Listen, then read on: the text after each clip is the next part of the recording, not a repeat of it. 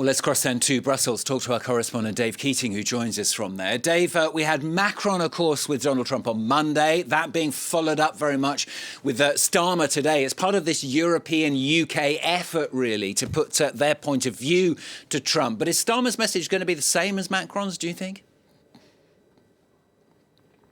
It will on this central point of European countries needing a U.S. guarantee to put their own soldiers in Ukraine to enforce any peace deal that is worked out between Donald Trump and Vladimir Putin.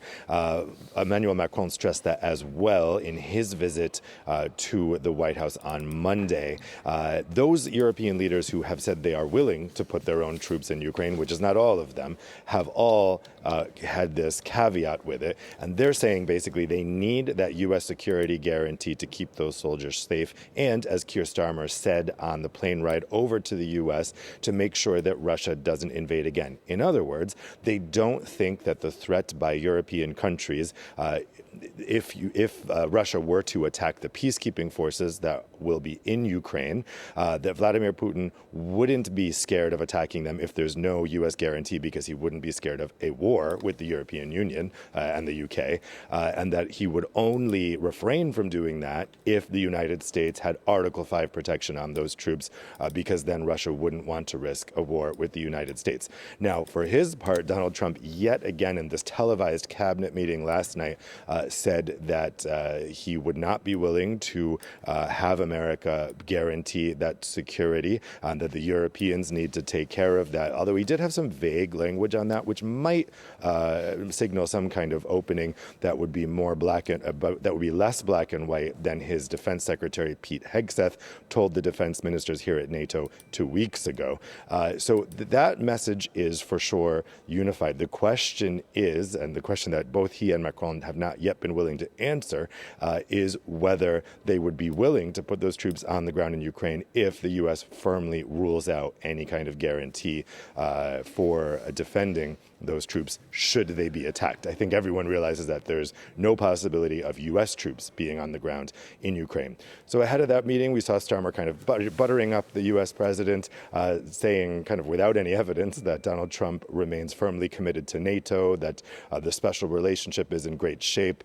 I think he knows that's not the case. Anyone watching that knows that's not the case, but he needs to say that to try to prevent this meeting from really going off the rails, because these two men's personality are very, very different.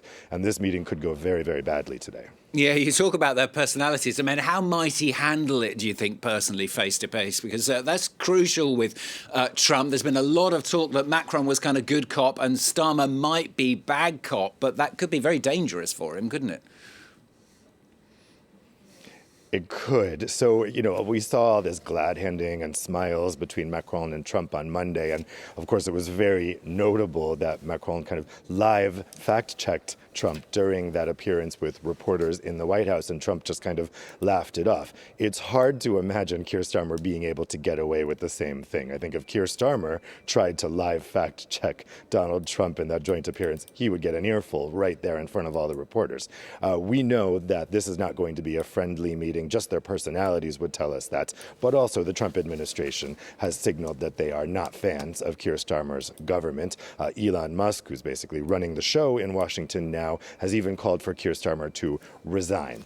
So I think from the British government standpoint, they just want to get this through this meeting today without a disaster. I don't think there's any hope that they could see the same kind of chummy smiles that Macron had with Trump on Monday. But you would really question the value of those chummy smiles on Monday, because Emmanuel Macron told reporters that Trump had said to him that he would be willing to provide those security guarantees to European troops. But then Trump last night said the exact opposite. So in terms of, if we do see a kind of sterner approach to Trump today from Starmer, which would match his general approach to politics, I think the jury will be out which approach is working better, because yes, you can get through a meeting with Donald Trump's smiles and handshakes, but then he could just say something completely different than what he told you in that meeting. So lots of eyes on this. Starmer will be briefing other European leaders at a summit that's going to be in London, I believe on Sunday, possibly Monday, just the same way that Macron briefed European leaders yesterday morning by phone. So he'll be reporting to European leaders what the result of that phone call. And then next Thursday, we have this emergency summit happening here at the European Council in Brussels. Not clear if Starmer will attend that, but there's hope that they might be able to take some decisions there on future action to support Ukraine, possibly with ground troops on Ukrainian soil, and also the bigger questions about European military sovereignty in the face of the U.S. stepping back from European security. Dave, thanks very much. Dave Keating, our correspondent, talking to us live there from Brussels.